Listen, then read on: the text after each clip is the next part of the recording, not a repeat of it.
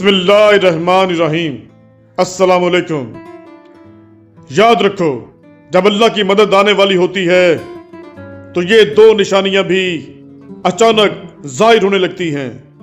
یقیناً تمہارا یہ تھکا ہوا دل اللہ کی مدد کا منتظر ہوگا کہ کوئی ایسا اشارہ تمہیں ظاہر ہو جو تمہارے اس دل کو مطمئن کر دے کہ تمہاری زندگی کے راستے بھی ہموار ہونے والے ہیں۔ تو سنو، اللہ فرماتا ہے تمہارا رب چاہتا ہے کہ تمہارے ساتھ آسانی کا معاملہ کرے اور تم ان لوگوں کی باتوں کا بالکل غم نہ کیا کرو، کیونکہ تمام تر غلبہ اللہ کا ہے اور اس پر ہر ایک چیز عیاں ہے۔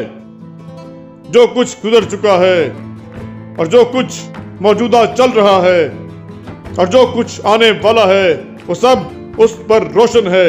اگر تمہاری زندگی کے چند اوراق خراب ہو گئے ہیں اور تم ڈپریشن کی طرف جا رہے ہو، بے سکون ہونے لگے ہو، تو جان رکھو کہ کچھ اوراق خراب ہونے کا مطلب ہرگز یہ نہیں کہ پوری کہانی خراب ہو گئی ہے۔ اللہ فرماتا ہے کہ تمہیں تمہارے حال پر چھوڑ نہیں دیا گیا، اور مومن کا اعتماد اسباب دنیا پر نہیں بلکہ اللہ پر ہونا چاہیے۔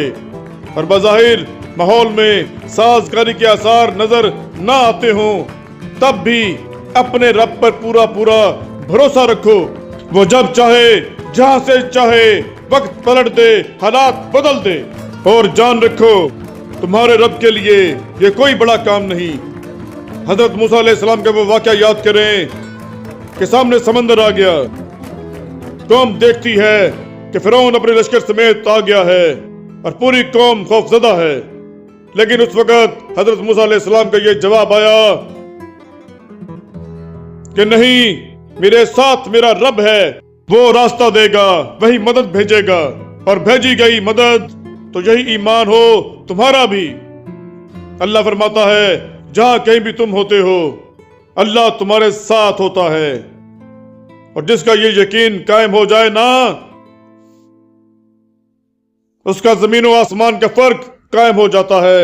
اور جان رکھو کسی کے لیے یہ جائز نہیں کہ وہ اللہ کی رحمت سے مایوس ہو، چاہے اس کے گناہ کتنے ہی بڑے کیوں نہ ہوں، کیونکہ اللہ کی رحمت اس کے غضب پر حاوی ہے۔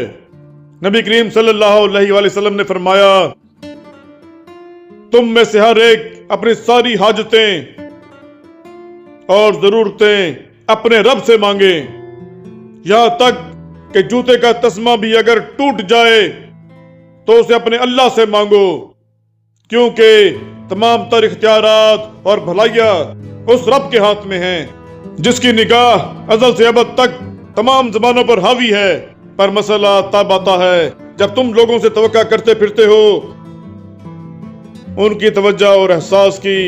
یاد رکھو لہروں کے ساتھ لاشیں بہا کرتی ہیں، تیراک نہیں۔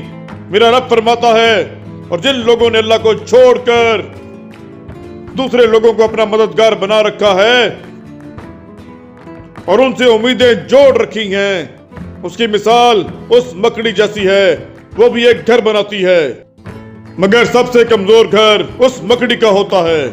کاش کہ تم جانتے کہ اللہ کی مشیت ساری مشیتوں پر غالب ہے، اور اس رب نے جو چیزیں تمہارے لیے بنائی ہیں وہ خود تمہیں تلاش کر رہی ہیں۔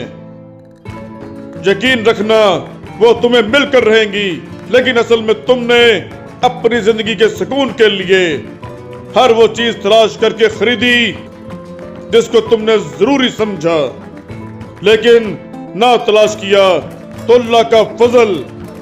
اگر اللہ کی مدد چاہتے ہو نا تو اللہ کی امان ڈھونڈو، جہاں تمہارے لیے راحتوں کا سامان ہے۔ تم اگر اللہ کی طرف چل کر آؤ گے تو وہ تمہاری طرف دوڑ کر آئے گا۔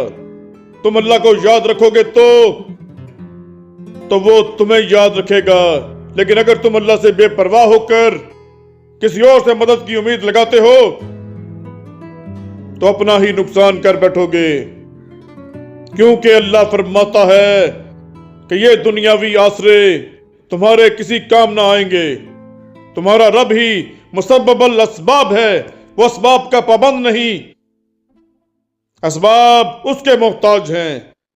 اگر یہ یقین ہے تو اللہ پر یقین ہے، اگر نہیں ہے تو تمہارا یقین اسباب پر ہے، وسائل پر ہے، ذرائع پر ہے، پر اللہ پر نہیں ہے۔ پر تم جان رکھو کہ تم حقیقی طور پر اپنی زندگی میں کامیاب تبھی ہوگے جب تم اپنے دل میں ایک بڑی جگہ اللہ کو دو گے اور اس پر گہرا یقین رکھو گے، تو اللہ بھی تمہارے لیے بہترین وسیلے بنا کر تمہاری مدد کا انتظام کرے گا۔ تم جانتے ہو کہ اللہ کی مدد کے کچھ آثار ایسے بھی ہوتے ہیں کہ انسان خود کو بھنور کے بیچ میں پاتا ہے، لیکن اصل میں وہ بھنور نہیں کنارہ ہوتا ہے۔ وہ اپنی مدد کا ہر دروازہ تم پر بہت جلد کھولنے والا ہے۔